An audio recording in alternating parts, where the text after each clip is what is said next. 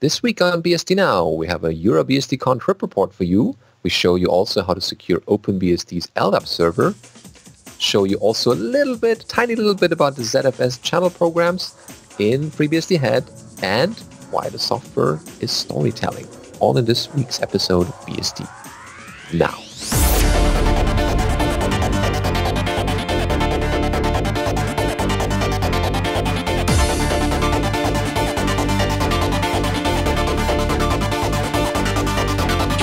BSD Now, episode 216, Software is Storytelling, recorded for the 18th of October 2017.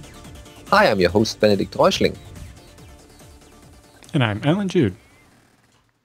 And we have a great episode prepared for you, as always, with an interview in the middle. But before we go into that, it's time for our headlines this week, starting with the EuroBSDcon trip report for Paris. Yes, this one is an unofficial one, but still great. It's one of the people we met at the conference who promised to send one in and actually did, unlike the rest of you. This is our friend Frank Moore, who, on top of providing this trip report, also has been supplying us with collections of links almost every week for many, many episodes now, and helping make sure that we have all the greatest content to bring to you every week. So here's his trip report. It says, my attendance at the EuroBSDcon 2017 conference in Paris was sprinkled with several firsts. It was my first visit to Paris, my first time traveling on the Eurotunnel shuttle, and my first time at a BSD conference. Hopefully none of these will be a last. So he arrived on Wednesday before the conference started, that Thursday morning. His hotel was conveniently located around the conference center in Paris's 3rd arrondissement. This area is well known as a busy enclave of hip cafes, eateries, independent shops, markets, galleries, and museums. It certainly lived up to its reputation. Even better, the weather held over for the course of the conference, only raining a little bit, and the rest of the time being both warm and sunny. So the first 2 days were taken up by attending Dr. Kirk McCusick's excellent tutorial and introduction to the FreeBSD open source operating system. Because of Dev Summits and stuff, I've never actually got to take that. Same problem here. I have yet to see that. Yeah. Yeah, I might have to just skip a Dev Summit sometime and take that course. So difficult to choose. So this is training straight from the horse's mouth, as Frank says. Kirk worked extensively on the FreeBSD operating system since 1980s, before it was called FreeBSD, helping to design the original BSD fast file system, and later working on UFS and UFS 2 that we have today. Not only is Kirk an engaging speaker, making what could be a very dry topic very interesting, he also sprinkles liberal doses of history and war stories throughout the lectures. Want to know why a protocol was designed the way it was? Or why a system flag has a particular value or position in a record? Kirk was there and has first-hand answers to these questions. Yeah, his tutorials are always full of people wanting to listen to his stories. He reminisces about his meetings and work with other Unix and BSD luminaries, and debunks and confirms common myths in equal measure. There's a story about the context switching code in BSD that's very amusing. Oh, I don't know about that. It's on his history DVD. I bought Kirk has a history DVD with like 4 that I know, hours but of stuff. It's in there, so if you watch the DVD, it's very good. Okay. Anyway, Kirk's teaching style and knowledge are impressive. Every section starts with an overview and a big picture diagram before drilling down into the nitty-gritty details. Nothing feels superfluous and everything fits together logically. It's easy to tell that this material and its delivery have been honed over many years, but without feeling stale. Topics covered include the kernel, processes, virtual memory, threads, I/O, devices, FFS and UFS, ZFS, and networking. He says the slides were just as impressive, with additional notes written by a previous student, and even slides, or every slide contains a reference back to the relevant pages in Kirk's operating system book. As well as hard copies. For those that requested it, Kirk also provides soft copies of all the training material, so that you'll be able to continue to go over it and search it and so on. He said, Frank says, the break in between lectures were useful for meeting students from other tutorials and just getting to socialize a bit and recover from the inevitable information overload. Yeah, that, that can happen. He says, it's not often that you get to hear someone as renowned as Kirk give a lecture on something as important as the FreeBSD operating system. If you have any interest in FreeBSD or Unix history or operating systems in general, I would urge you to grab the opportunity to attend one of these lectures. You won't be disappointed. Kirk also sells a more in-depth course that he runs in the evenings in California, but you can subscribe online and get the videos that way as well, which is from... he actually teaches more in-depth versions of this, whereas this is the whole, I think it's a 14-week course compressed down into 2 days.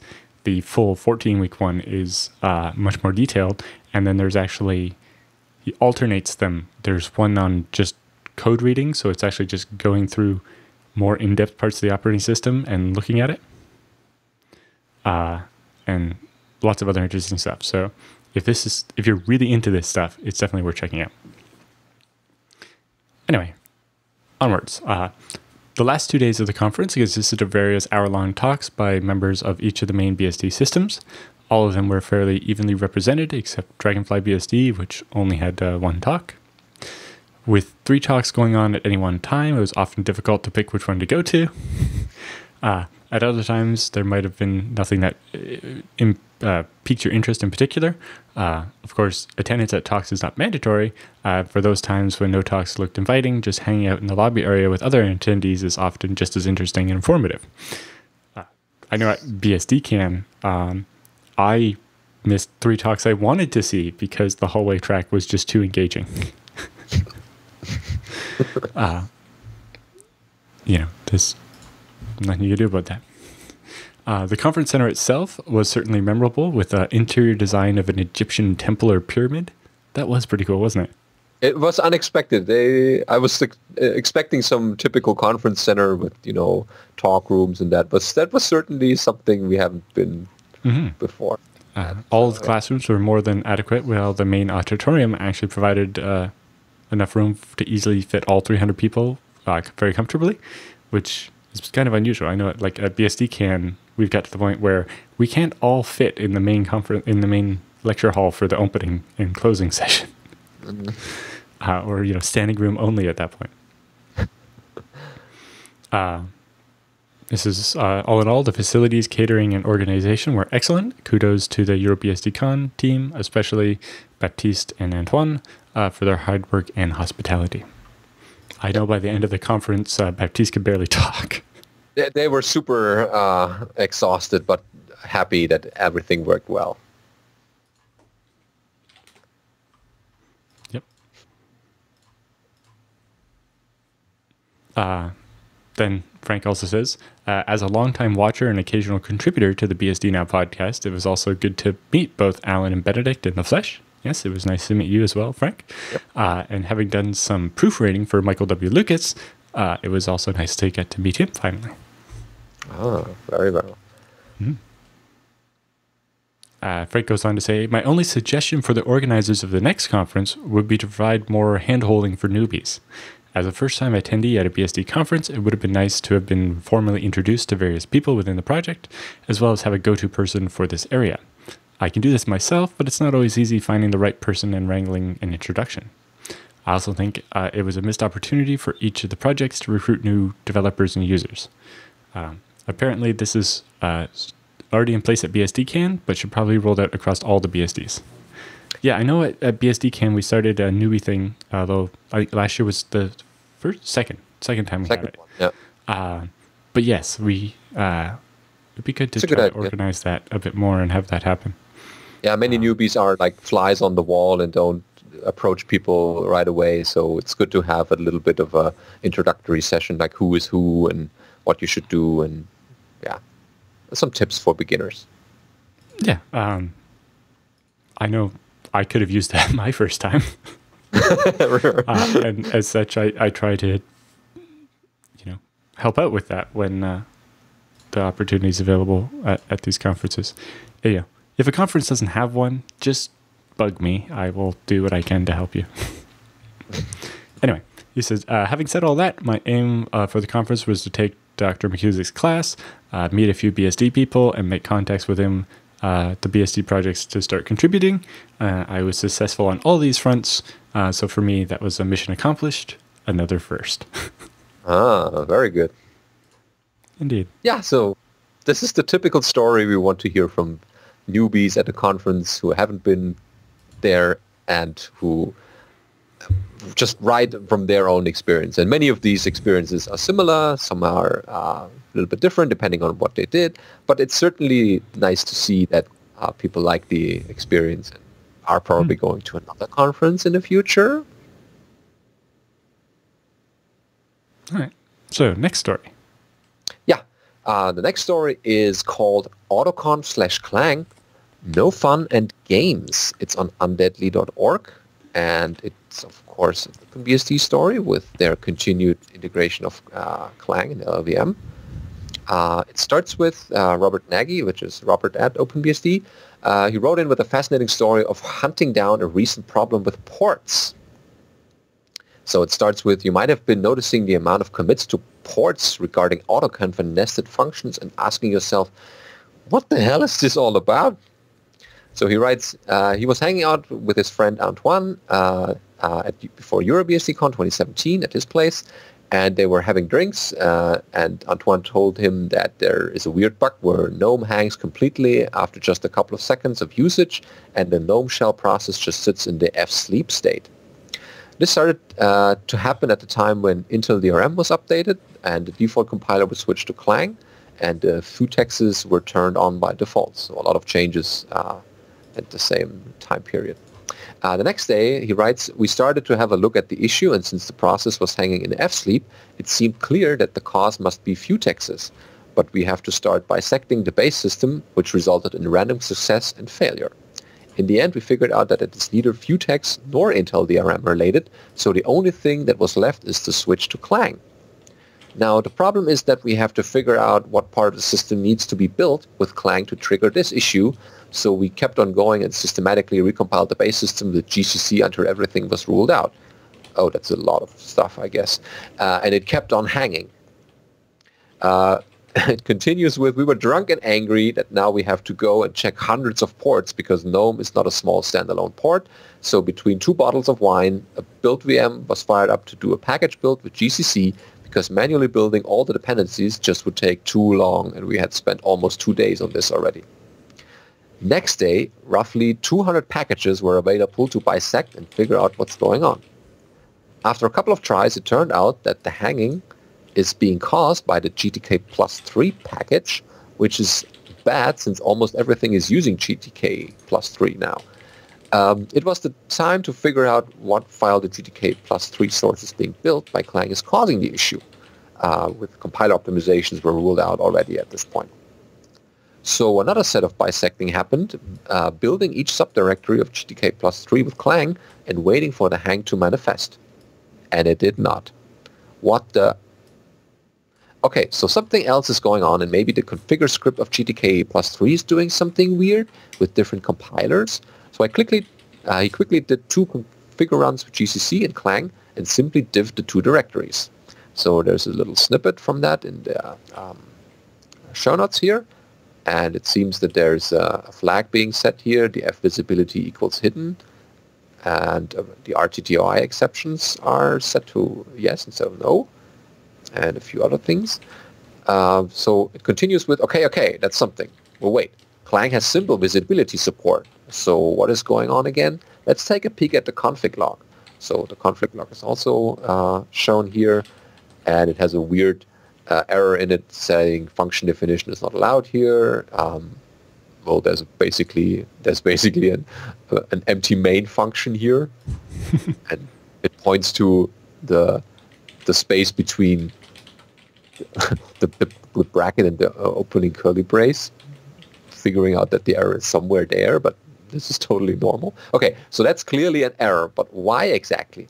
AutoConf basically generates a huge shell scripts that will check for whatever you throw at it by creating a file called conftest.c and putting chunks of code into it, and then trying to compile it. In this case, the relevant part of this code was it's literally a beginner's C introductory main function with nothing in it. It's just return 0, nothing else. So that is a nested function declaration, which is a new extension. And it's not supported by Clang, but that's okay. The question is, why the hell would you use nested functions to check for simple compiler flags? The next step was to go and check what is going on in configure.ac to see how the configure script is generated. And in the GTK+3 case, the following snippet is used, which is also shown. So it's basically collecting some of the options like the fVisibility hidden option and the enable fVisibility hidden to no. So according to the autoconf manual, the AC_try_compile macro accepts the following parameters. So there's a huge listing here of parameters that it takes, which clearly states that the function body has to be specified because the function definition is already provided automatically. So doing that AC try compile instead of AC try compile with different parameter passed to it will result in a nested function declaration, which will work just fine with GCC, even though the autoconf usage is wrong. So they provide a quick example in code, which also has the GCC output in comparison to the Clang output, and there's clearly a difference here, saying that the above example clearly shows that switching to Clang as the default compiler triggered an undefined behavior in autoconf due to the fact that people do not use autoconf the way it was intended, and they only got away with it because they were using GCC. I heard that before. After fixing the autoconf macro in GTK+3 and rebuilding the complete port from scratch with Clang, the hang completely went away as the proper C flags and LD flags were picked up by the autoconf for the build. So at this point, they realized that most of the ports trees uses autoconf, so this issue might be a lot bigger than they thought. So they asked SDHen at OpenBSD, to do a grep on the ports object directory and just search for function definition is not allowed here, which resulted in about 60 additional ports affected. Out of the list of ports, there were only 2 false positive matches. These were actually trying to test whether the compiler supports nested functions. The rest were a combination of several autoconf macros used in a wrong way, like AC_try_compile or AC_try_link. Most of them were fixable by just removing the extra function declaration or by switching to other autoconf macros like AC_lang_source, where you can actually declare your own functions if need be. And there's another gem listed here from one of the ports as the last example. It's a main function with an opening curly bracket and then include standard io.h. Nothing else. No closing curly bracket, no return 0, no nothing. The confusion is that the issue was a combination of people not reading documentation and just copy-pasting autoconf snippets instead of reading their documentation and using the macros in the way they were intended. And the fact that switching to a new compiler is never easy and bugs or undefined behavior are always lurking in the dark. So he closes with, thanks to everyone who helped fixing all the ports up this quickly. Hopefully all of the changes can be merged upstream so that others can benefit as well. Yeah. Oh, yes. I think that's the biggest problem with autoconf is there's too much magic and complexity or something in there. And so it just ends up people borrowing the autoconf script from something similar and making a couple of changes, or it just ends up with this giant soup of auto-generated code writing other auto-generated code, and it leads to silliness like this. Yeah, it reminds me of the slide that Peter Henstein has in his PF tutorial. I will not blindly copy from the documentation without understanding what I'm doing. Mm-hmm. Or worse, copy and paste from some random tutorial on the internet. Yeah, just Googling for it and not figuring out or knowing what's going on. Yep. Yeah, so it's a nice story, definitely. And I know that compiler changes, like if you switch from compilers from we did from GCC to Clang in this case, brings up a lot of other issues that are normally not appearing because Clang is hiding them in interesting ways. Yep. And as more and more people make the switch or make it so that you can use both, we maybe can start ironing out these issues. even now that we're mostly on Clang, I do wonder sometimes if we're not sometimes doing things that are breaking, say, GCC 6, because that's not something we generally use on FreeBSD, although we're starting to use it via the cross toolchain stuff to compile things like MIPS. And, having both options and making sure they both work is kind of interesting. I know a patch I submitted for Z Standard turned out it works in Clang and it works in GCC on FreeBSD because of some extra .h files we've added to GCC on FreeBSD to make them compatible with Clang, but it doesn't work on GCC on Linux. Okay, because they don't have those extra patches. Yeah, I was trying to check for a GCC intrinsic with the has built-in thing, which only exists in Clang, but in GCC we added a macro for it that just makes it return false if it's GCC. So it looks like it works fine on FreeBSD. I'm like, I just compiled Spark 64 with GCC and proved that it works, except for your Travis CI thing says it doesn't work. It's like, actually, I see why it worked on FreeBSD. Yeah, whoops. Yeah, I guess many porters or people who are porting software to the BSDs are nodding in agreement that it's not easy sometimes because of these issues or hard-coded paths or whatever specialities, because they think that's only this one operating system. Yep. So before we get to our interview, we tell you a bit about our sponsor, DigitalOcean. Head over to DigitalOcean.com and sign up and get your FreeBSD VM going, like now. It only takes 55 seconds. Yeah, on the clock, and it's very easy to use. They have a very useful webpage where it lists all of your, like how many CPU hours your machine has been using already, or how much bandwidth it's going to or has used already. So it's very, very easy and user-friendly. I'm very happy with them. They have this very nice web interface, which is great. But if you're like me and you're like, well, actually, what I would like to do is make 30 of these in 55 seconds. I've prodded some people, and the DOCTL tool, their Go-based API client, is in the FreeBSD ports tree now. So you can just package install DOCTL, I think it is, and then use their command line tools to just launch a bunch of VMs. And you can provide the config init script, so provide this little config file, and it runs a bunch of commands and stuff when the VM comes up.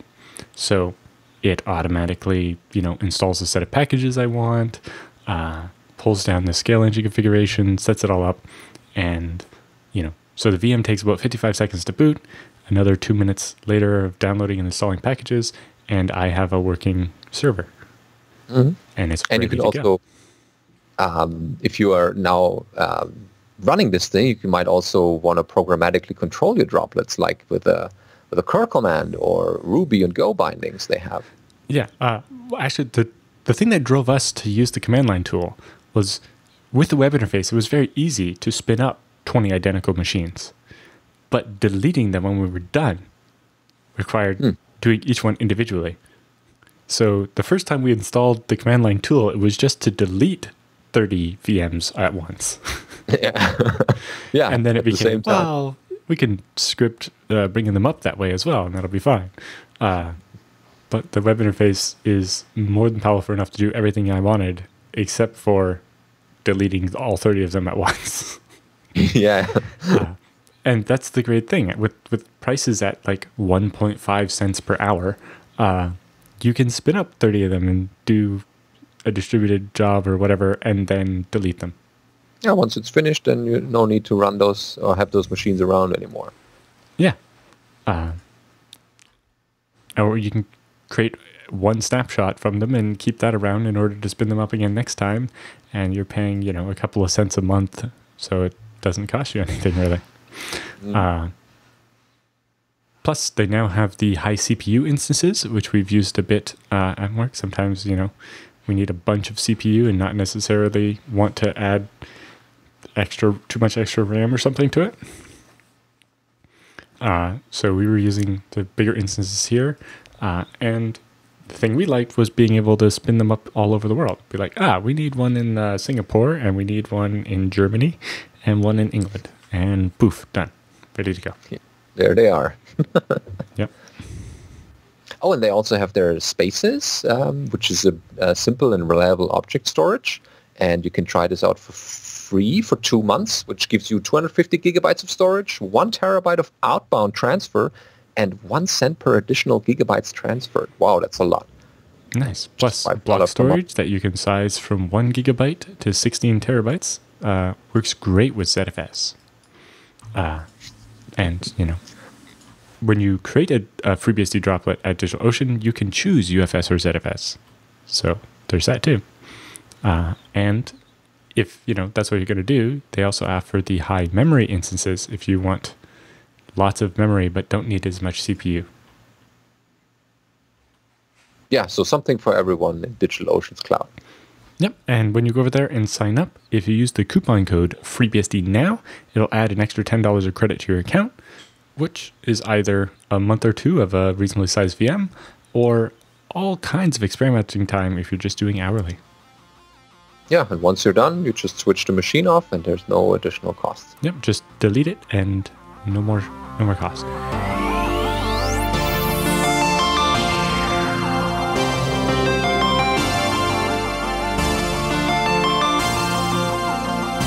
So it's time for our interview section for this week. We have David Carlier this week. He's a software engineer at Affilias. First of all, welcome to the show. Thank you for agreeing for this interview. Thank you for having me on the show. Yeah. So the first thing we do, we ask all our people who haven't been on the show before, can you tell us a little bit about yourself and how you got started with Unix, BSD? Yes. Oh, well. So I discovered Unix in general around 2003. I was working for Clang, which is an institution for adults taking courses, not necessarily computer software, but also human resources, any matters.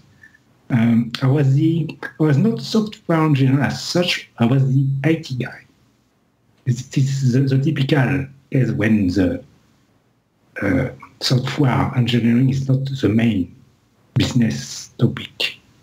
So during the day, I did my usual software engineering job, and then in the evening, I was installing material for teachers to record them, their course for remote students.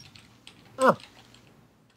So in this particular context, around 2003, my workstation was Windows 95, sorry. And then, I don't remember exactly the context, but it got crashed very badly. I might need to install it totally. I felt, bored. I felt the boredom already just by thinking of reinstalling it all over again. But I saw somewhere on the table a Linux CD-ROM. I think it was Mandrake 9.1, if I'm correct, which is still Linux 2.4 kernel that was before a native POSIX Linux support. So I decided to give it a try. And then my first installation went bad, but I kept trying. I started to be attracted because the production server was SunOS servers at that time. So I retrieved the similar commands, the similar software, postfix and so on, Apache 103, etc. So, and then from there on, I started to try Red Hat before Fedora existed, Caldera Linux, and various Debian, Knoppix, whatever, until I found Slackware. I think it's pretty common pattern because from Slackware, usually people come from Slackware to BSD. Mm. So that was a bit an accident, I would say, the first introduction. But then for BSD, I really wanted to test. Slackware was quite limited in terms of software availability. So I needed to compile a lot of software manually via AutoTools, whatever. So I will create this kind of configurations, flexibility through FreeBSD ports, which I like it quite a lot. When you compile from source, you can choose option via NCORS interface, which I like it a lot. And also the proper separation between the base system and the third-party software. That was what I really liked it even more. Then OpenBSD and BSD came along a bit later. And then I became parent, so I stopped it for a while, this kind of, during my spare time, trying those Unixes. But I said to myself, one day I will come back to it, eventually, that's for sure. After that, I worked for various places, micropayment company, various internet providers. Even, for example, for internet providers, it's usually Linux with custom device drivers. So I never saw BSD for years, professionally speaking. So long story short, until 2012, I got the opportunity to move to Ireland, Dublin. So I moved there. After a while, they started to migrate to FreeBSD. That's great. It was around FreeBSD 9, 10-ish, when they started to migration from GCC to Clang in base, which I was very happy to see. But I was still just a user. I didn't contribute yet. But then from 2004, 13, 14, I started to contribute to Bind 10. Bind 10, which is a successor of Bind 9, which is a monstrous huge C application. And then Bind 10 is pretty modular C++ application. So I started to contribute, sending small patches to the DHCP, because they are the DNS and then the DHCP. So I think since then they split the into two projects called Bundy and Kea, I believe, if I've got it. And then I contributed for a while, maybe a couple of months at best. And then from that, I wanted to go further. I started to get the taste of to contribute. And then I started to contribute to FreeBSD. I was sending small patches, added overflow fixes, their reference pointers as well. Small fixes. I think that is DigitalOcean committed on my behalf at that time. The last time I sent a patch, it was last summer, to fix something into DF command line. But I didn't get any feedback, so I'm not sure where the status yet. So basically, I tried to export an archive into a partition, but I didn't realize I didn't have the space necessary to. And then I tried to call DF to see. It displayed 109%. Okay. Minus 600 megabytes available. Doesn't look correct to me. So I sent a fix. But I'm not sure. But I know that there is many patch around in Bugzilla. So that one that's on purpose. There's a reservation that only the root user can use beyond 100%. So the disk is when a UFS partition is created, it's set up with an 8 to 10% reservation that only root can use, so that a regular user can't run the system completely out of space. Yeah, sure. I mean, it's just the information look incorrect to me. Yeah. I understand that it's confusing, but it's okay. So it's actually meant to do that. Okay, so then let's forget. Okay. Yeah. So maybe there'd be a better way of expressing that so that it wasn't so confusing for the user. Yeah, the minus looks scary. Yeah, it's like, what? I'm 103% full. Where's it putting the extra bytes? Yeah, that one can be confusing. So nevertheless, since then I moved to OpenBSD, where I maintain two packages. Despite not having OpenBSD account myself, I'm not a real OpenBSD guy. So I was able to maintain two packages, which are LDAP and V8, which is a JavaScript engine. I also send diff to other packages I don't maintain myself sometimes. I contributed a little bit to libpthread, some fixes to memory management as well from libc. I sent a diff for libpthread recently, but it didn't make its way yet. We'll see, maybe for 6.3. Okay, what I do a lot, well, I don't contribute that much in the base system, but I contribute a lot on GitHub to port some software to OpenBSD, especially video games. Mm-hmm. So that might look surprising, OpenBSD video games, that don't go together usually. But yes, Brian Callahan the same.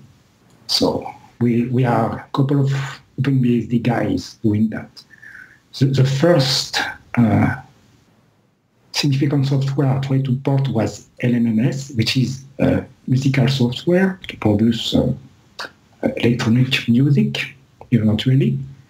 So what I did a very simple thing is to push because we had already an LMMS port. So I push upstream the existing patch set, and then I improved it over time because the port we have is already pretty old. So I have to adapt, to improve it, to fix. And then eventually next year, maybe, or a bit before, we'll have a much more version with much less patches in our side. Anyway, it's what I try to do. I try to help other guys maintaining their ports to push upstream a lot of patches. So we'll reduce the work. That's pretty much it. That's what I do in my spare time. Also, professionally speaking, because I have a couple of colleagues as PHP developer, for example, so I send contribution to PHP. As well, I contribute a lot to Epoxy, which was a sponsor to EuroBSDcon, I believe. One of the sponsors, at least. Make sure that it builds under FreeBSD, fixing a lot of things, adding PCR2 support, which is PCRE2 is a regex library, the successor of PCRE. Couple of other things like that. So I am, professionally speaking, I maintain the Affilias module of Epoxy as well. And okay, so I forgot a lot of things. Between 2014 and 2015, 16-ish, I was writing articles for BSD Mag. I haven't got best of at my surprise, honestly. But I still have good relationship with the product manager, who is Eva Dudzik. So I still review articles for BSD Mag until now. That's a last thing.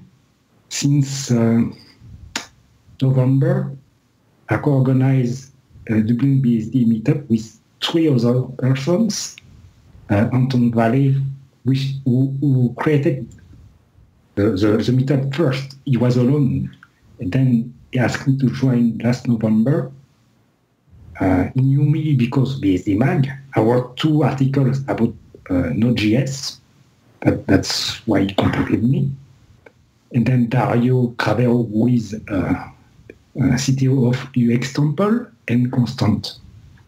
So and then we covered pretty much a lot about FreeBSD.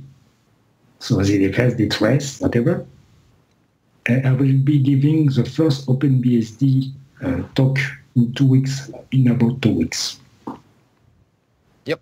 So I try to get involved in Dublin IT events by either giving talk or attending other meetups.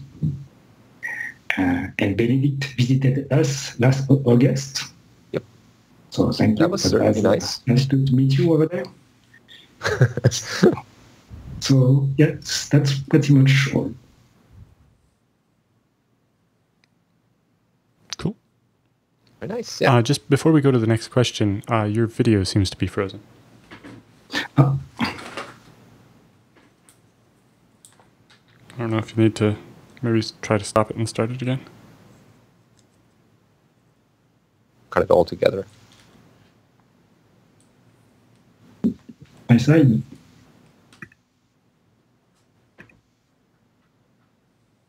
There we go. Back again. The audio was fine. Just the video didn't. The audio might have been a bit loud still, actually. One sec.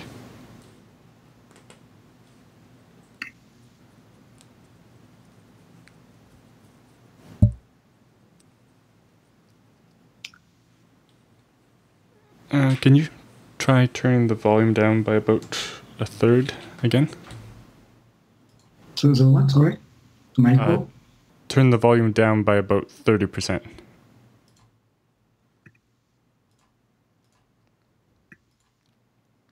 Is it good? 1 second.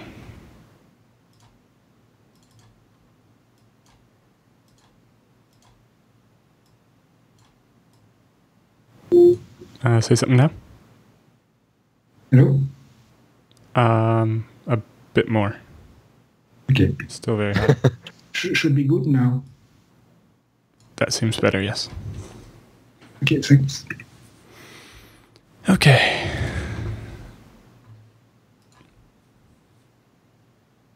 So our next question was, can you tell us a bit about Affilias and how they use FreeBSD? Yes, so Affilias is in the business of domain registry since 2001, starting with .info and then 2008 with .mobi. Is active member of ICANN and W3C as editor. So is authoring 3 specification for web content adaptation. So, well, FreeBSD is very used deep down in the infrastructure. Affilias decide to double the providers for every area. For instance, for servers AMD or Intel CPU,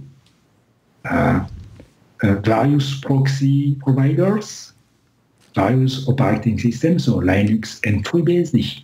So if one operating system is sensitive to a specific vector attack, then the other take over, whatever.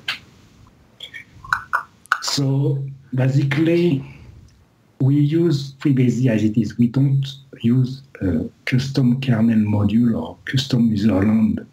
So basically, FreeBSD 10-ish or FreeBSD 11, that depends.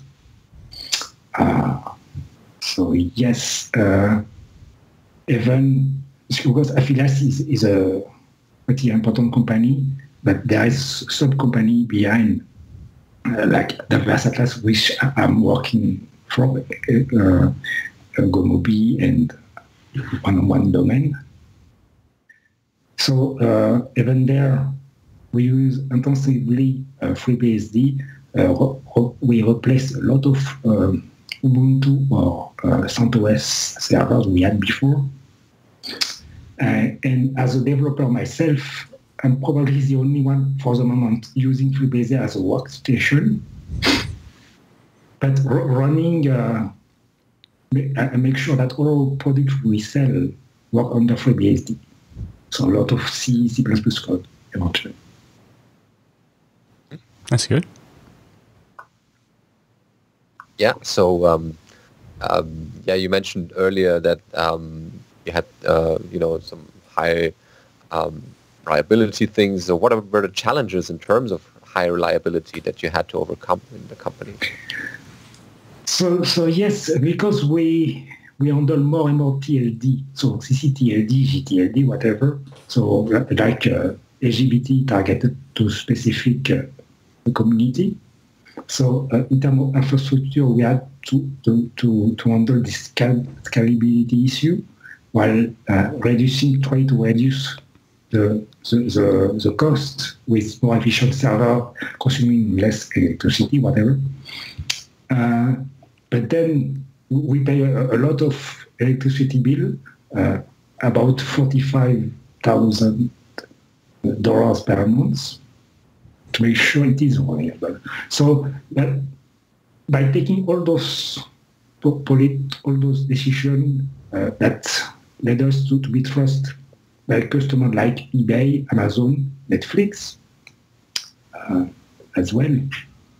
So yes. So through all those 16 years of struggling, we were able to get at this place.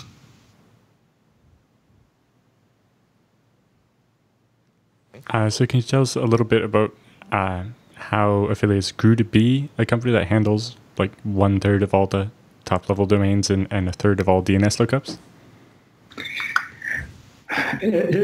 Basically, it's we were able to the committees getting more TLD to handle. So, as I say, we started with .info, but now we handle a lot more .organic, .lgbt, some CCTLD like .asia, .india, whatever. So it's again through all this reputation we gain, because we are solid, we are reliable. So we are trusted enough to be able to handle new TLD more and more through the years.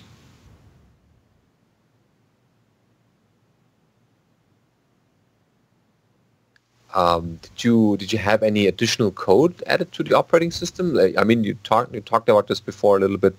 That you're using the stock FreeBSD, but you have no special secret sauce there that you added to the system?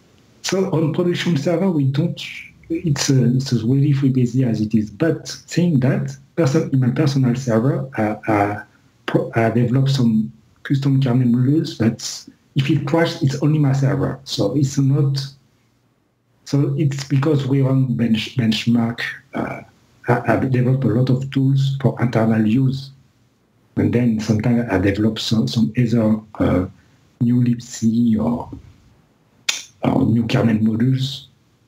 But then it's very internal. We don't expose them to the customers. Right. So you build internal tooling to be able to validate your setup on FreeBSD. But when it runs in production, you want as vanilla and stable and trusted FreeBSD as possible. Exactly. Yeah, makes total sense. Mm-hmm. So what parts or features of FreeBSD were especially attractive, and what does FreeBSD provide that made you choose it? So in the systemic point of view, it was ZFS, obviously. Well, a lot of, not all, but most of sysadmin were adenos with systemd. So they retrieve the easiness they lost with Linux. Systemd do too much for just an init system. So, journal log made in binary format, whatever, all those things altogether made them So they were very welcoming FreeBSD. It was not very difficult to. There was originally one sysadmin in the Dublin office originally liking FreeBSD, but he was able to convince other sysadmin to use it. And then now since then we migrate a lot of Ubuntu servers since then to FreeBSD. Oh yeah, that's a good segment, because we sometimes hear people struggling with the adoption or the acceptance of FreeBSD within a company, like it's too unknown, or what's this operating system you're using? Was it difficult to introduce FreeBSD into your company, and how did you approach it? Not much, because part of sysadmin point of view, we use a lot of portable software, portable programming language, so it was not extremely difficult to migrate. Just to change the configuration to adapt to the ZFS, whatever, but part of that was not extremely difficult. No, it took a lot of time because we have a lot of servers, but that's pretty much all. Yes, when all the software just works on all the operating systems, it's pretty easy to be like, well, we're going to make half the servers be FreeBSD. Exactly. Yeah, most of the work has been done by this time by the porters and the people who put the software to work on the new system. But yeah, it's true. If it's easy for people to use the software that they're used to, then the migration is easier. So in your opinion, do you have any advice for other companies considering FreeBSD for their product or service? Things to make the transition from Linux go smoother, or just taking small steps. Just taking small steps, step by step. You don't have to make it all in one shot, but what is very obvious to migrate, and then step by step. We can't always migrate everything. There are even so for example some Java, very heavy Java application which work only on Linux or whatever. But yes, step by step, it should be.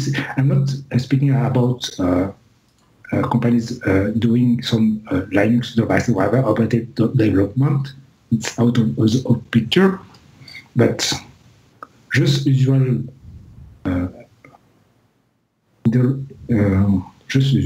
software applications, I would say, web stack, web server. It's usually easy to migrate. Yeah, so, I would say FreeBSD is a bit insidious in that way, in that you put up a FreeNAS or something, make the file server FreeBSD, and then the router becomes FreeBSD, and then the web server, and then the mail server, and then suddenly everything's FreeBSD. Just one step at a time, right? Exactly.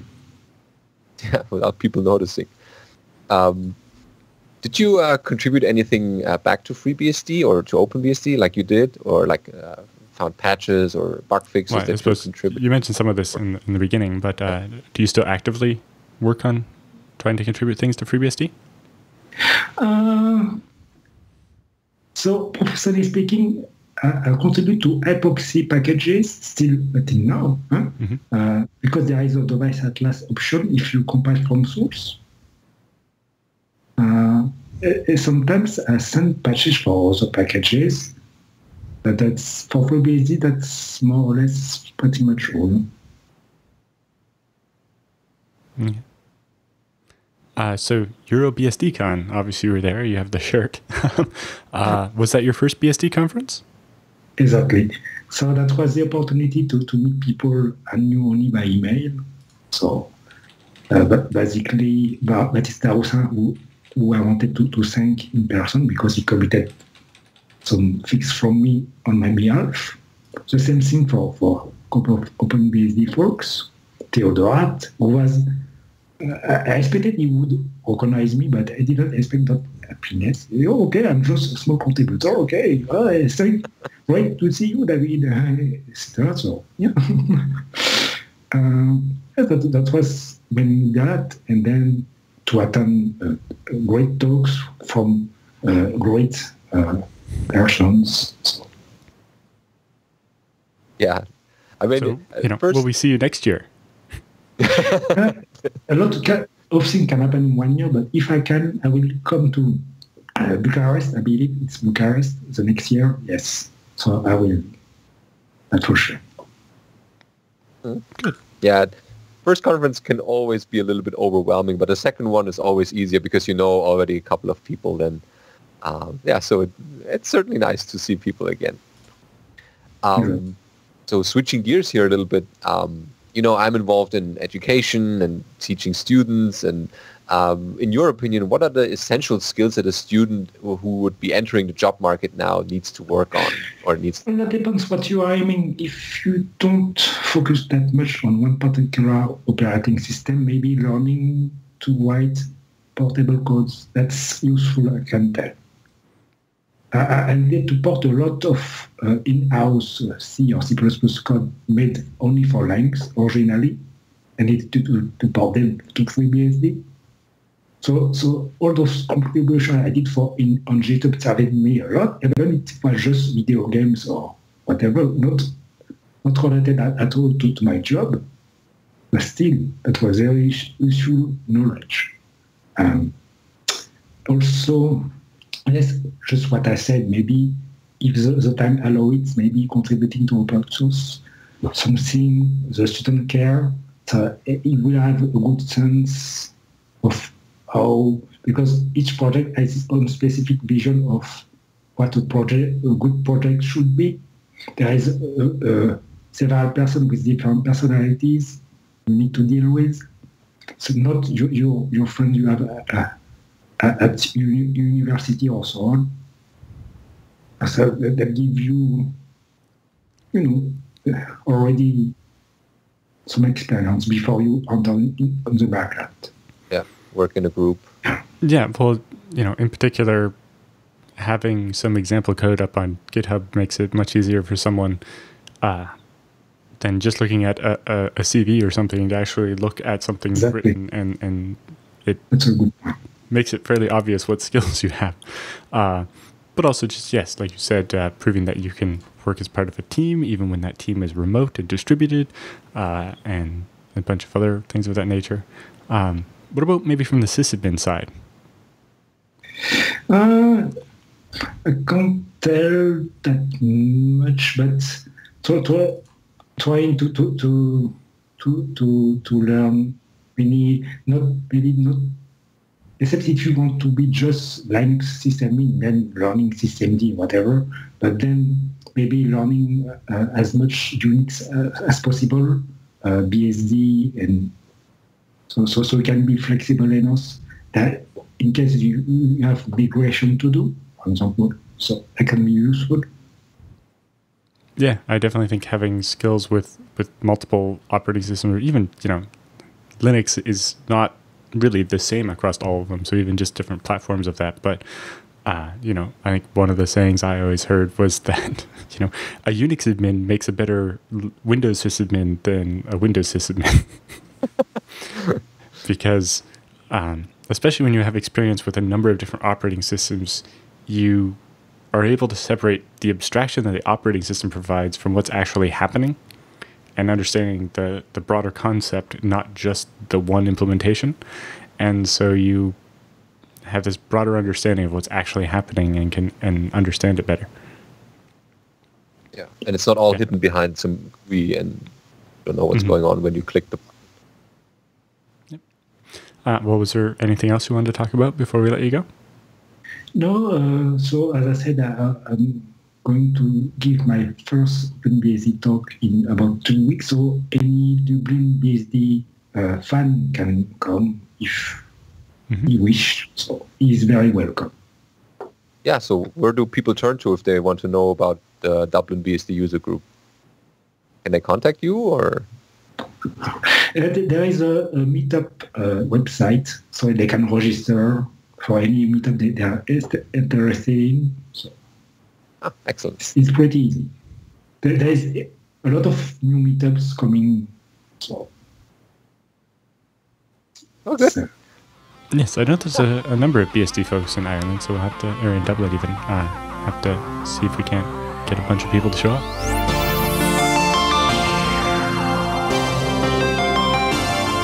So after this interview, I hope you enjoyed this one. We have a little news roundup section this week with setting up OpenBSD's LDAP server with Start TLS and SASL. Starting out with OpenBSD, it has its own LDAP server, so it's LDAP-D, and the blog post here lists basically what you need to do to configure it to use Start TLS and SASL authentication. It doesn't cover common LDAP operations like adding users, but that's covered elsewhere well in advance. So there's plenty of how-tos about this. What you need to do first is to create a self-signed TLS certificate. I guess you could also use Let's Encrypt for that, but yeah, to get started, it's worth doing this. So it's basically running your OpenSSL gen RSA commands, and then you sign that certificate request yourself. This is a 1-year certificate to get you started. And then you basically configure the LDAP-D, which is in etc ldapd.conf. If it's not there already, you of course provide read options only, so no one else should write to this except the root user. And then it's basically defining the schema. So you have the core schema, the inetOrgperson.schema, and the nis.schema. And then you set it to which network interface it should listen to. Of course, the loopback is always special, but in this case, we're using EM0 as well. And you provide TLS certificate and LDAP server after the listen directive. And you also say listen on /var/run LDAP-I, because that's your local listening socket. And then you can check your configuration for any typos or something that you have missed with LDAP-D/N, which will just check the configuration without starting the server. And once that saying the configuration is okay, then you can run rcctl enable LDAP-D, and of course also rcctl start LDAP-D, which will start the actual LDAP server and also make sure that it's going to be restarted once the server is rebooted. And you are now copying the cert to the temp directory, so you can SCP it as not root, because you want to limit your root usage as much as possible. So you copy that to the temp directory, and in case you need to debug the LDAP-D, if there's something still experimental, not sure whether an option works for you, then you can run user sbin LDAP-D/D, which is the debug switch, and 2 V's at the end for giving you a little bit more verbose output.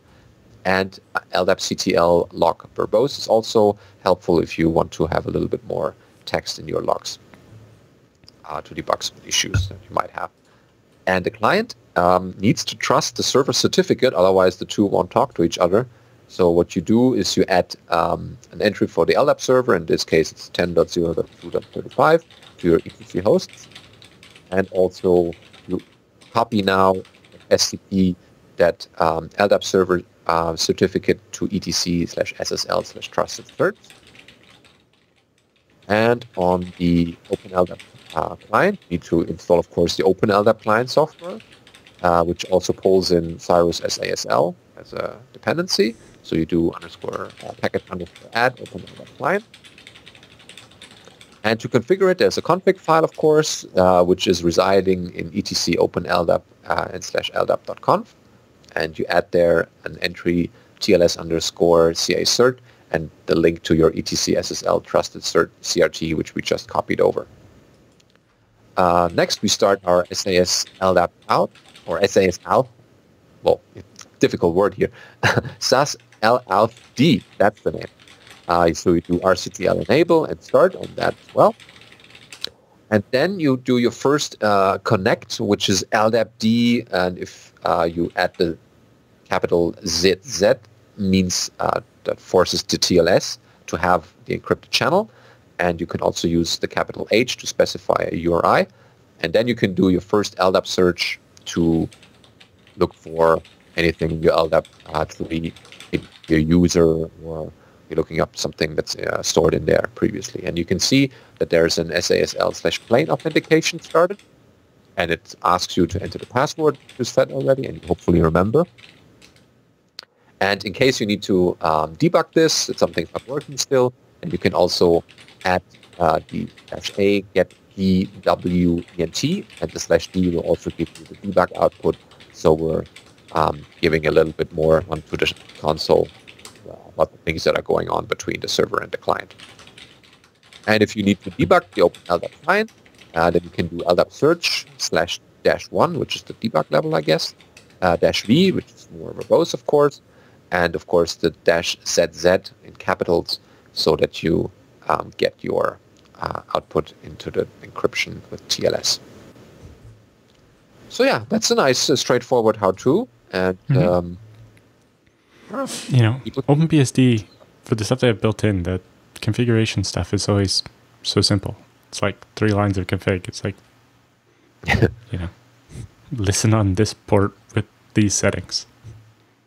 Yeah, that's pretty much all. And I think many people can take some of these options over to the other LDAP servers, because the configuration is probably very similar regarding the certificates and all that.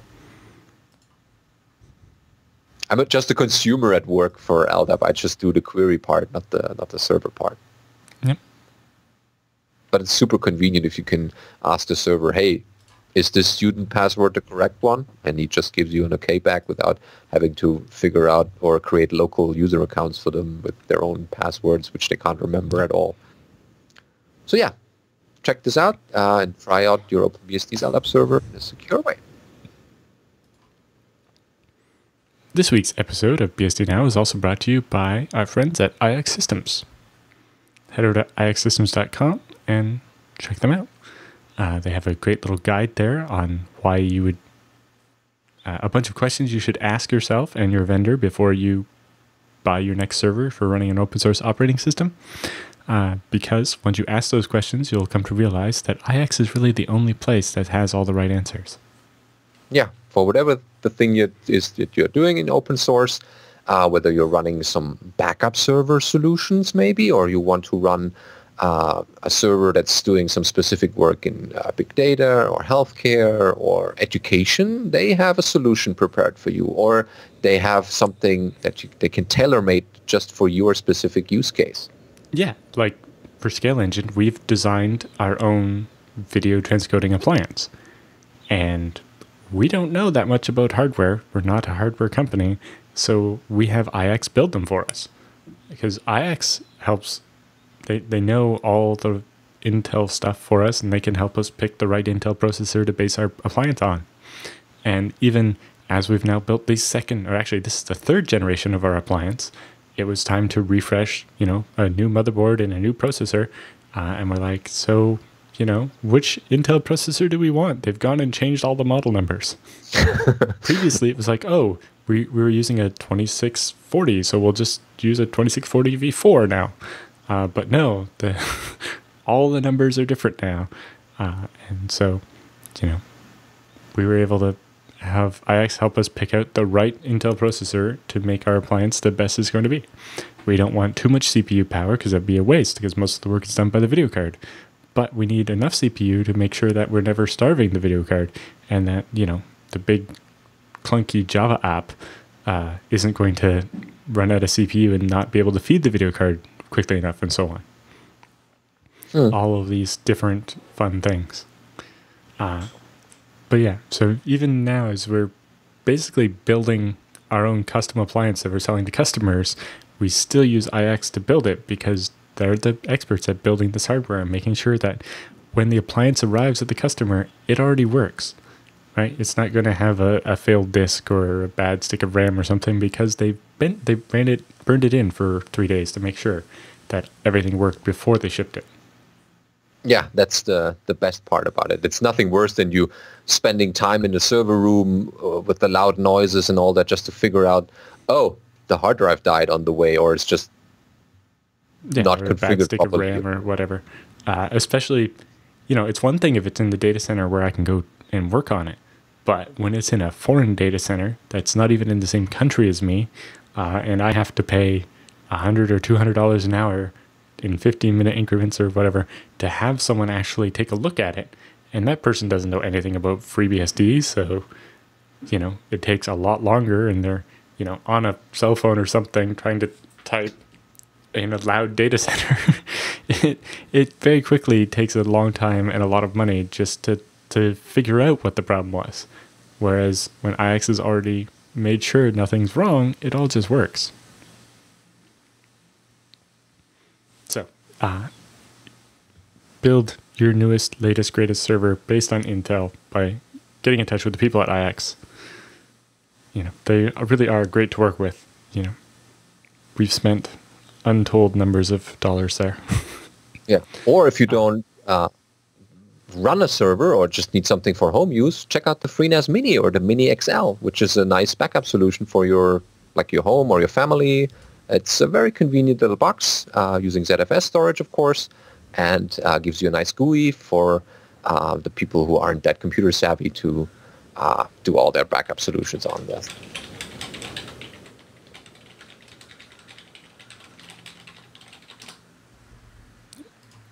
So next, we have an interesting story about ZFS. Yeah, speaking of which, yeah. So Andre Groupon recently imported patch number 7431 from ZFS channel programs. If you were at BSDCon earlier this year, you heard Matt Ahrens talk a bit about what this is. But it's now been committed upstream and then pulled into FreeBSD. So channel programs, or ZCP, provide support for performing compound ZFS administrative actions via Lua scripts in a sandbox environment. So the Lua scripts are time limited and memory limited. So can only run so many instructions and only use so much memory, and if they exceed either of those, they get killed off. This initial commit includes both support for running ZCP scripts and a small initial library of API calls which support getting properties, listing, destroying, and promoting datasets, and a bunch of other things like that. For testing, in addition to the included unit tests and all the channel programs that have been tested, they've also been used in production at Delphix for a number of months for batch destroying entire file systems and so on. The DSL destroy snapshot NVL call has also been replaced with a channel program so that when you're destroying a range of snapshots, it actually does it as a channel program instead of in the kernel, because the way you would do it before is get all the list of snapshots and then send that list to the kernel and say destroy all these. But if somebody put a hold on one of them or created one or destroyed one in the middle, you'd get an error because one of those would not be destroyable or was no longer exist or whatever, and cause you all these problems. But the way this works with a channel program is you enter sneaking context, nothing can change on you at that point, and then you generate the list and delete each of them, and that way you know that nothing's going to change in the middle because everything's locked. So yeah. Have you used this before? Or I have not used it yet. I've just heard a bunch of talks about it and been interested in looking at it. So take a simple task as an example. If you want to create a snapshot and then set a property on that snapshot. In the traditional system for this, when you issue the snapshot command, that would close the currently open transaction group, say number 100, and open a new one for any writes coming from applications while that's happening. And then number 100 would start being written out to disk. While number 100 is being written to disk, other writes are accumulated in number 101. Once number 100 has been flushed all the way to disk, your ZFS snapshot command will exit, saying it finished. Then you can run ZFS set to set the property. This actually ends up going into transaction group number 102 because the other one got full or whatever. Each administrative action needs to wait for that transaction group to flush, which under heavy load could take multiple seconds for each one because you have a lot of data spooled up that you want to write out. Oh, yeah. Now, if you want to create and set, you need to wait for 2 or 3 transaction groups to finish, and each one could take like 5 seconds. So all of a sudden, it's 10 or more seconds to do these 2 simple operations. Meanwhile, during transaction group number 101, the one in the middle there, the snapshot existed, but the property wasn't set. Huh. Yeah. Until transaction group 102 finished, that property wasn't set, which can cause all kinds of weird side effects. If you happen to try to use the snapshot too soon or whatever, the property that says, don't replicate this or whatever, isn't set yet, and it ends up getting replicated. So ZFS channel programs solve this by allowing you to perform a small scripted set of actions in a single atomic operation. So you lock everything, enter syncing context, run this little script, which can iterate over stuff or do your multiple actions, and then finish, and that flushes out. And that happens either it all happens or it all doesn't happen, and it all happens as in one transaction group instead of separately. If you look at the slides I linked here from Matt's talk, in the Delphix appliance, when they want to create a new clone of the real data, the production database, and delete the old clone and switch it all over, it's 15 administrative operations, which meant it could take 2 or 3 minutes to finish on their appliance. Now it takes a couple of seconds because all happens in one transaction group instead of 15 or 20 separate transaction groups. And it's faster, it's safer, and there's fewer chances of any side effects because it all happens at once. So there's a new command, ZFS program, which can take, currently I think only built-in Lua scripts, but eventually you'll be able to write your own, but only root will be able to add them. And they become part of the pool, the programs, or is that external? No, they're just part of the operating system. Oh, okay. And so you can just evoke the program and its parameters, and it will do its little job. Cool. Very nice. I have to play with this. Although I'm probably not using it that extensively, it's nice to see that it's available in case I need it. In some cases, you'll end up using it without even knowing you're using it, as some of the commands have been switched to use channel programs instead of the less good way they did it before. So if you do, ZFS destroy dataset at snapshot 1% snapshot 2 to delete a range of snapshots, that's automatically turned into a channel program now. Oh, excellent. Okay. So you can end up using it without even knowing it. Yeah, I had the use for that, for deleting a range of snapshots. Yeah. Okay. So there's a new man page, ZFS-program, that describes how it all works. That man page has not been FreeBSDified yet, so if there's some things that don't apply to FreeBSD in there, we need to maybe fix that, but I don't know. I haven't tried it out yet. And there's, so the Lua that was imported into FreeBSD is from the OpenZFS project. It's Lua 5.2.4. And if you, in the path here, you can see syscddl contrib OpenSolaris fs ZFS Lua.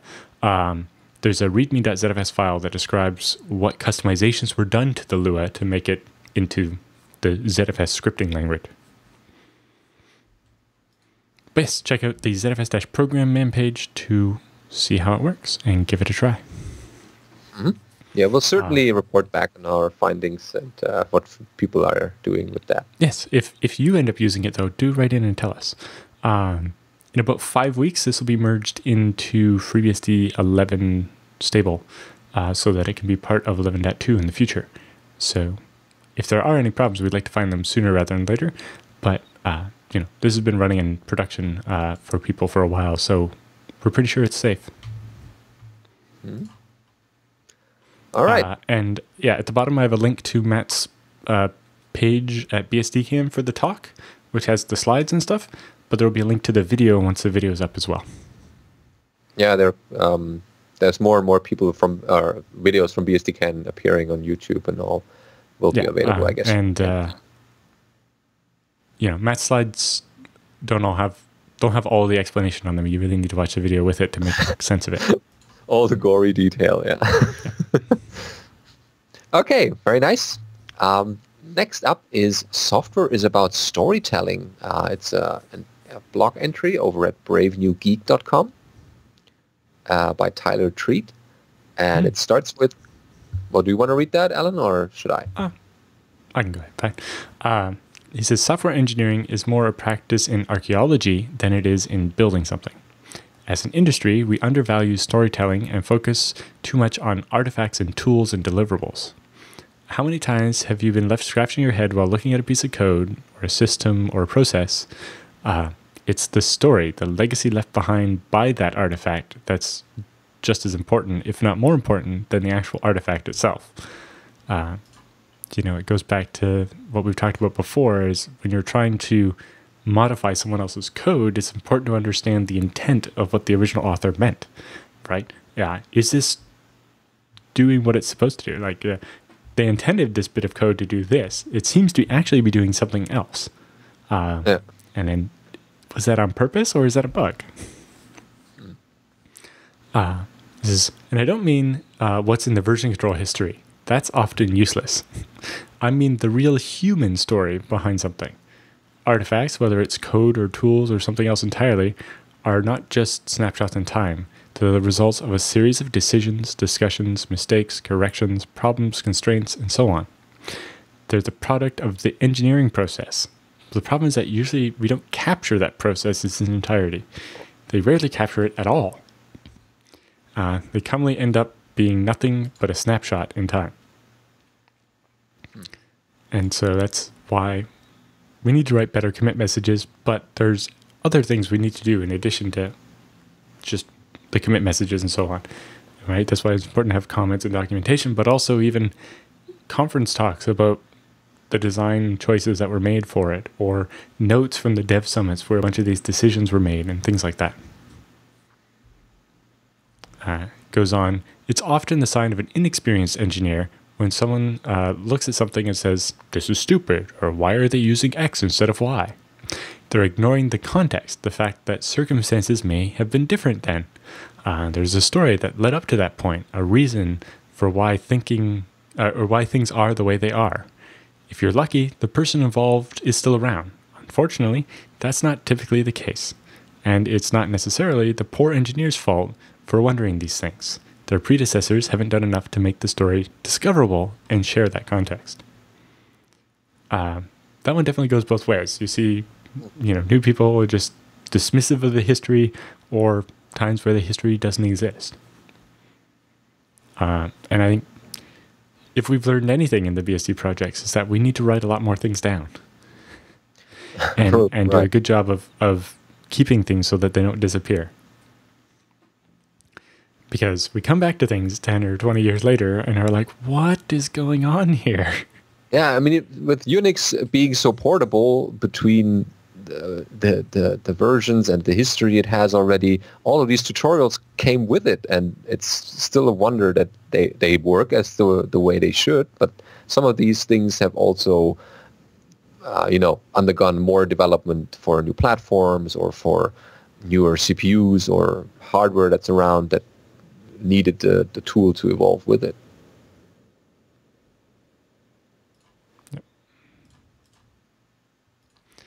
So he goes on a bit here. He says, I worked at a company that built a homegrown container platform as a service on ECS. Doing that today would be insane with a plethora of container solutions already available. They ask, why aren't you using Kubernetes? Well, 4 years ago, when we started, Kubernetes didn't exist yet. Even Docker was still in its infancy, and it's not exactly a flick of a switch to move multiple production environments to a new container runtime. Not to mention the politicking with leadership to convince them that it's worth it to not ship any new code for the next quarter while we re-architect the entire platform. It says, and now the people behind the original solution are no longer with the company. Good luck. And this is on the timescale of just 5 years. That's maybe like one generation of engineers at a company at most. Nothing compares to the decade or more software usually lives. An interesting observation is that timescale, I think, is proportional to the size of an organization. Don't underestimate momentum, but also don't underestimate changing circumstances even on a small time horizon. The bus factor, for one. The point is, stop looking at technology in a vacuum. There are many facets to consider. Decisions are not made in a vacuum either. Part of this is being an empathic engineer.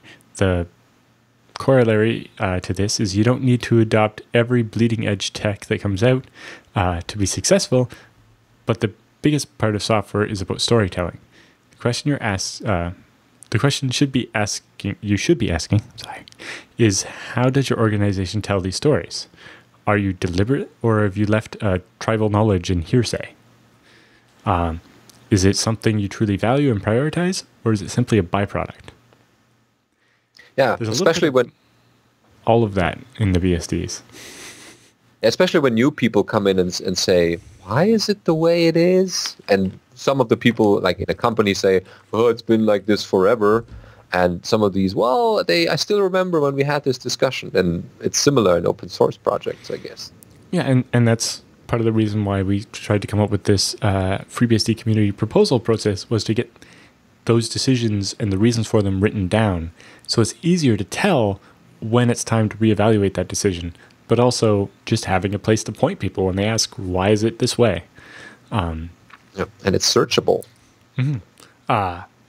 But also just for the tribal knowledge bit, a lot of FreeBSD and so on is documented, but some of the kind of developer-specific stuff isn't as written down as you might hope. For example, some of the magic flags you add to make to build world and build kernel and so on to make it do the right thing, or to go faster, or to skip certain parts. A lot of that is still slightly magical. It's in there somewhere, but it's not well documented, or only the people who wrote it know about it. Yeah. Anyway, it says documentation is good, but the trouble with documentation is that it's usually haphazard and stagnant. It's also usually documentation of how and not why. Documenting intent can go a long way to understanding the why, and that's a good way to develop empathy for the software. Code survives us. There's a fantastic talk by Brian Cantrill on the oral traditions in software engineering where he talks about this. People care about intent. Specifically, when you write software, people care what you thought, like what you expected it to do. As Brian put it, future generations of programmers want to understand your intent so they can abide by it. So we need to tell them what our intent was. We need to broadcast that. Good code comments are an example of this. They give us a narrative of not only what's going on, but why. When we write software, we write it for future generations. And that's the most underestimated thing in all of software. You know, oftentimes software is like quick hacks to try to get it working for right now. But you have to realize that this software is going to live for a lot longer than you think. Mm-hmm. And so you really have to think about that and write it the right way. Or at least document what you were thinking and why it was done this way. And, you know, this is a quick hack, we should replace it later. Versus, fix me. This is this way for a reason. Don't touch it unless you're really, really sure you know what you're doing. Documenting intent also allows us to document your values, and that allows people who come after you to continue to uphold those values. Storytelling in software is important. Without it, software archaeology is simply the study of puzzles created by time and neglect. When an organization doesn't record its history, it's bound to repeat the same mistakes. A company or project's memory is comprised of its people, but the fact is people churn. Knowing how you got here often helps you get where you want to go. Storytelling is how we transcend generational gaps and the inevitable changing of the old guard to the new guard in a maturing engineering organization. The same is true when we expand that to an entire industry.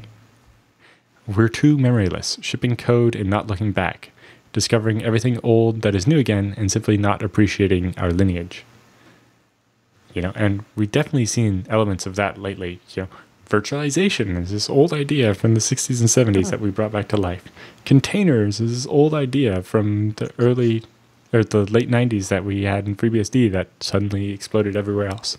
And on and on and on. Yeah, it seems interesting to watch this if you look back through the history, what problems they solved and what problems we're now solving. And it seems like there's this up and down of ideas coming and going. And being, or even dug out often again. when an idea first comes out, it's, the computers aren't fast enough, or we don't have enough memory, or there's some reason it's not applicable yet. Even capabilities that became Capsicum, that idea is very old, but we didn't have the ability to do it back then. But now things are different, and we can apply that. And I've always wondered, can we go back and look around that same era, and what other ideas haven't been reinvented yet, and figure out which one's going to be the next big thing. Yeah. We've have a head start. Microkernels, capabilities, containers, virtualization, all these different things from deep in the past coming back. Yeah, for computer science students, it's always boring to listen to the computer history or how operating system evolved over the years. But there's something in there that needs to be known, because it tells you how the software is behaving as it is, or looks like it is currently. How things came to be the way they are. Yeah, that's certainly a nice discussion, and there's a couple of links in the article, so check those out, especially the Brian Canful video, of course, which has some hilarity in it, of course, but also some good points.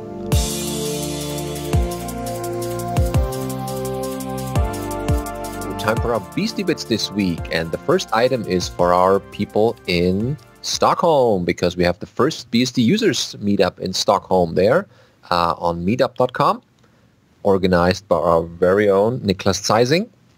Very nice. He finally thought about doing this and made it happen. So it's going to be Thursday, the 23rd of November, 2017. At 5:30. And there are 7 spots left, so they're actually filling up quite nicely, which is great. And I hear there will be some swag from EuroBSDcon, like stickers, so maybe people can be enticed to go. It's in Kungsbron 2 in Stockholm, and seems like to be easy to reach via train, if these are train tracks from the map I can see. So people should think about going there and saying hi to other BSD users.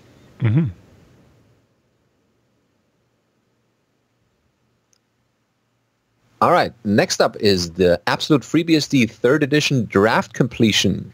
This is over at Michael W. Lucas' blog. It's a short one, but it's sweet, telling us that the first draft is complete at 220,000 words. Wow. It's out for community tech review right now. Yes, I have a couple of chapters left to read. I'm sure, or he writes, I'm sure I forgot bits here and there, but from here on out, all I have to do is take corrections from dozens and dozens of people. Yep. And so I also grabbed a previous post here where he has the table of contents. So first, there's the introduction, which is about 7,500 words. Then Chapter 1 is about getting more help. So if your problem isn't solved by the book, where to look from there.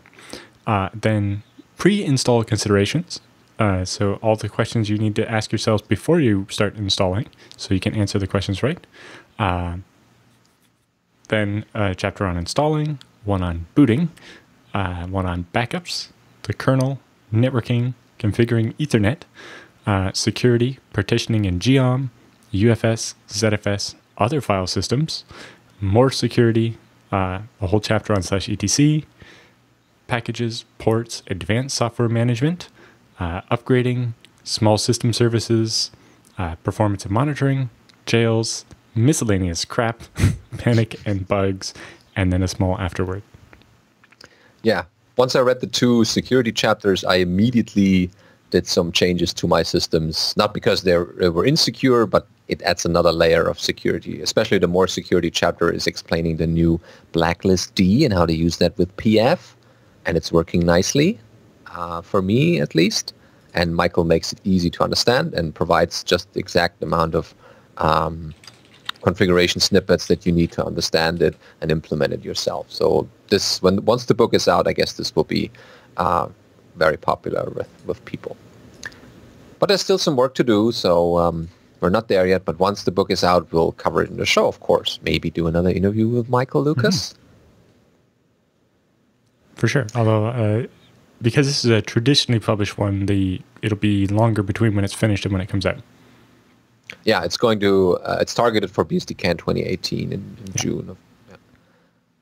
Well, yeah, we'll give you updates if there's something new. So we haven't had time to go through all the trip reports from the 22K17 hackathon that OpenBSD had in Toronto, but I picked this one because it was another first-time story, somebody's first time at a hackathon. Oh, excellent. It's they always have the nice headlines in the undeadly.org website. It's from the Randomness and Beyond department. The next hackathon report they write there is from Aaron Bieber, who writes, I have been an OpenBSD developer for just over 5 years now, and this was his first hackathon. I wasn't sure what to expect. I knew that there would be around 40 developers that would be hacking on OpenBSD and that I would get to meet and work with the people who have made OpenBSD what it is today. He writes, I stepped, luggage in hand, into the hack room late Wednesday, my mind still foggy from the multiple flight connections I made to get to Toronto.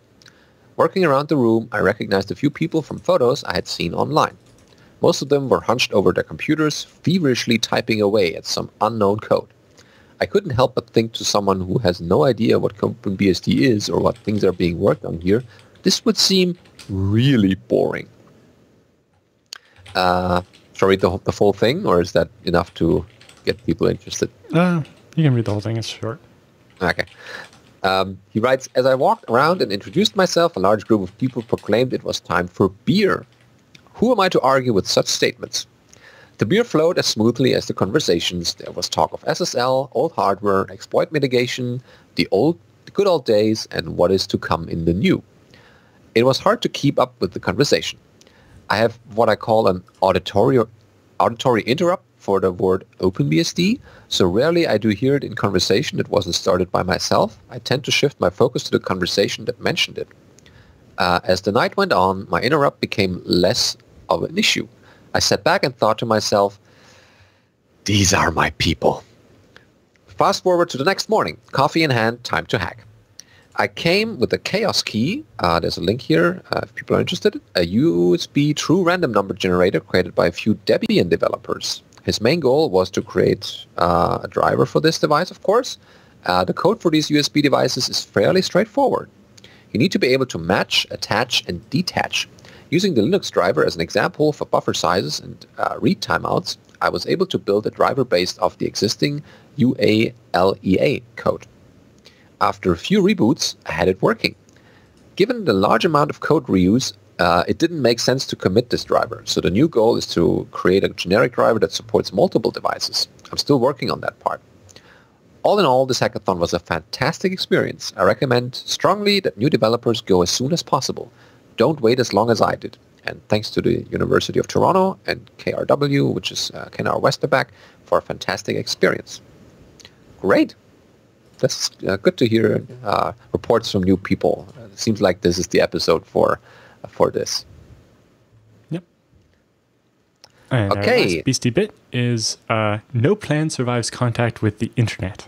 The release of pfSense 2.4.0 has been delayed slightly as they rebuild and retest after upgrading the version of DNS mask that was included because of a recent vulnerability that was discovered.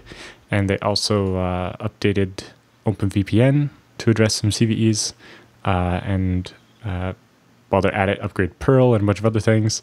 And switching to FreeBSD 11.1 since 11.0 will hit EOL. So all of these things together compounded to mean that they are going to rebuild the entire release and test that and put it through their whole regression suite and so on before they push that out. But still expected to be pretty soon. And finally, the feedback section of this week's episode is brought to you by Tarsnap, backups for the truly paranoid. Yep, because you want to make backups and you want to make sure that those backups are secure. And the only way to do this is via using Tarsnap, because Tarsnap lets you generate the key locally on your machine. It never leaves your local machine. And then the whole backup or the files that you want to back up are being put into the Tarsnap cloud, which is based on Amazon's AWS. And there, all the files are stored securely. No one can decrypt them unless they have the key, which you're the only person holding it. And that is the way, if you need to get your files back, you have the key still.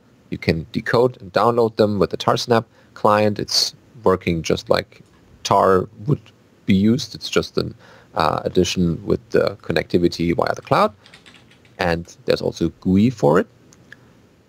And then you have your files back. As easy as that. And if you are looking for specifics, you can find more information on the TarSnap website. There are also various client operating systems, the Linuxes of this world, the three BSDs, FreeBSD, NetBSD, OpenBSD, as well as macOS 10 and Windows subsystem for Linux.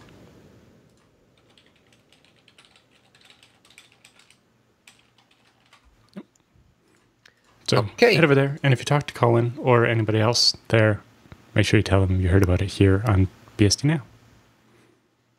Yep. All right, we have 3 feedbacks and questions this week, so people should keep sending them. We're always looking forward to reading them and answering them. The first one is from Ben. He writes that zREPL is in ports now. So he starts with, he was at EuroBSDcon Dev Summit, so I remember him. zREPL has now been added to the FreeBSD ports tree and can now easily be used for ZFS snapshotting and replication management. He has replaced both ZFS tools for snapshotting and ZX for replication in his workflow with zREPL. Oh, that's very good to hear. So for people that have not used it before, there's a 5-minute tutorial here. We have a link to zrepl.github.io/tutorial. And thanks to the developer, Christian Schwartz, for making such a great tool. Yeah, this is definitely something for people who are looking for a ZFS replication solution between multiple hosts. There's configuration files that you can use to configure this in various ways, like the number of snapshots or the hour or the retention rate, or all this can be done with the zREPL tool. Yeah, it looks quite promising, and I'm extra excited about it since it hopefully means I don't have to build one. Yeah, that's true. And people are generally interested. I mean, the more they use ZFS, the more they're replicating snapshots between machines, and having a tool that makes it easy and in a continuous automated way will help. So check out the port and see what your replication will look like afterwards. The next one is from Peter, and he asks about Netflix on BSD. His message is, Dear Alan and Benedict, thank you for the awesome show. Just wondering, first, how are you guys watching Netflix on BSD? Any tips and tricks, such as rolling back to... no, that's a different question, I guess. Or is it related? Oh, well, any tips? Sure. Yeah. So I'm not watching Netflix at the moment. I'm too busy with stuff. I wish I could. I'm watching a few series that are on iTunes, but I'm not subscribed to Netflix at this point, so I can't help you there. I've not tried to watch Netflix on BSD. As far as I know, it doesn't work. I know that they were getting towards a solution that would work just in the web browser without the plugins or whatever, but I don't know the status of that on FreeBSD at all. Is there a reason why you would want to go back to Firefox 41? There seems to be a bit of information I don't know about. Mm-hmm. I'm not aware that it ever worked on BSD, so I don't know that going back to a different version of Firefox would make a difference. He asks about limited to 720p, is not that I know of. So the second part of his question was about TrueOS, about getting fractional scaling on 4K screens. I don't know what you mean by fractional scaling. I know there is a DPI setting where you can adjust the scaling factor to a positive one. So, like I think I run my 4K screen at 140 or 145% scaling, so that the fonts aren't super tiny. Is that a Lumina thing or TrueOS in general? It's on TrueOS. It's in the login screen, so it's before you start your DE. Yeah. Okay. The best I know that Chris and Ken and the other people at TrueOS use 4K screens with TrueOS, so they're probably the better person to ask about that. Ask on their Gitter or whatever the chat thing on the TrueOS website is. Mm. And if other users are using Netflix on BSD and can provide more information, then send it to us at feedback@bsdnow.tv, and we cover it in a future episode. Because people are interested, I guess, to make that working on FreeBSD or in the BSDs in general. And last question for this week is from Meka, and writes about the DH client exiting. And it goes, hello, I enjoy your show, but I didn't blink during the story of PR 2119-251. I had to try it, and there's only one minor bug when I run DH client. So he runs DH client ETH0, change root appears, and then it's exiting. He writes, the ETH0 is CBSD's way of representing renaming the ePair 0B in this case. He found that if he sets IP route manually to ETH0, the network works. Even when using DHCPD instead of DH client works, and running the DH client with trust produces a whole listing that he provides as a link. As it breaks into root, he looked at the code. He also provides a link to the FreeBSD's DH client source as a specific revision. Oleg, the CBSD author, tried this. So there's a diff here, adding or deleting the _path_var empty root, and adding, well, what's the difference here between those two? Yeah, it's just commenting out the right, it's just commenting, part. yeah. Yeah, it's removing this specific path in VF. That works, so he assumes root is working. How can you figure out that it is so special about /var/empty? Also, if you have any other jail manager you know has VNets sorted out, he would love to look at the difference. He's sorry for bothering, but you're the only guys I hear ever talking about VNet/vimage, so I didn't know who else to turn to. That's okay. I think this might be a side effect of the capsicum process. I'm not entirely sure, though. Oh, because there's the capability enter at the top? Well, it's not just because the diff happens to have some capsicum code in it, but I'm guessing it's the chroot of an absolute path isn't allowed inside the sandbox. Okay. Maybe some developers should look at this. This question is also on the mailing list, and there's been some back and forth about it. So hopefully we'll get an answer from there in the next couple of days. Oh, yeah, good. If it's a general problem, then yeah, it's worth I know fixing. Christoph, who was, I think, the story of PR 219251, has been looking at it. So hopefully we'll find the answer soon. Mm-hmm. Yeah, so thanks for writing us. And yeah, we'll be back in a future episode with hopefully a little bit more feedback and questions from you. Yes. Please do write us more email. Don't say that very often. Next week, we'll be recording 2 episodes. So actually, the episode, if you're watching live today, this episode will actually come out 2 weeks from now, I think. To cover for... Yes, I think it comes out while I'm at the OpenZFS Dev Summit. And then we're recording a second episode today, and that one will come out while I'm at LISA, the Usenix Large Systems Administrator Conference. Or maybe 1 week less than that. Anyway, so because we're pre-recording 2 episodes again next week, so if you want to watch live, again, show up an hour early and we'll do 2 episodes in a row, means we need more questions. More questions, please. More questions. And feedback and other things.